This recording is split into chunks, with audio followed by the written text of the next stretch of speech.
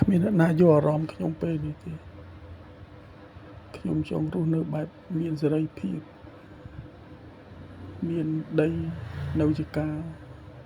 មានស្រែមានចការស់នៅបែបអាយុវែងតែពេលនេះប្រហែលគួរស្ដាយ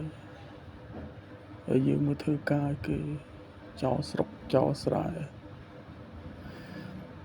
ជីវិតតែបើមិនមកធ្វើការយើងមានអីហូប